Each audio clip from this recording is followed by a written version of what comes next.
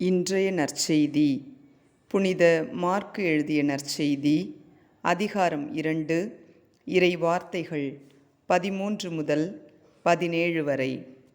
இயேசு மீண்டும் கடலோரம் சென்றார். மக்கள் கூட்டத்தினர் எல்லாரும் அவரிடம் வரவே அவர் அவர்களுக்கு கற்பித்தார். பின்பு அங்கிருந்து அவர் சென்றபோது அல்பேயுவின் மகன் லேவி சுங்கச்சாவடியில் அமர்ந்திருந்ததை கண்டார். அவரிடம், என்னை பின்பற்றி வா என்றார். அவரும் எழுந்து இயேசுவை பின்பற்றி சென்றார்.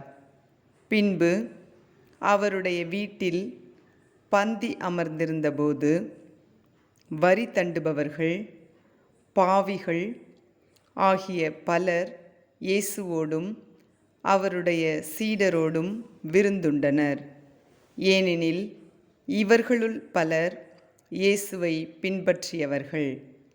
அவர் பாவிகளோடும் வரி தண்டுபவர்களோடும் உண்பதை பரிசேயரை சார்ந்த மறைநூல் அறிஞர் கண்டு அவருடைய சீடரிடம், இவர் வரி தண்டுபவர்களோடும் பாவிகளோடும் சேர்ந்து உண்பதேன் என்று கேட்டனர்.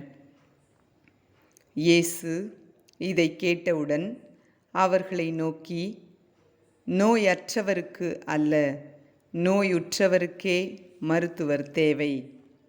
நேர்மையாளர்களை அல்ல, பாவிகளையே அழைக்க வந்தேன் என்றார். இது ஆண்டவர் வழங்கும் அருள்வாக்கு. இறைவனுக்கு நன்றி.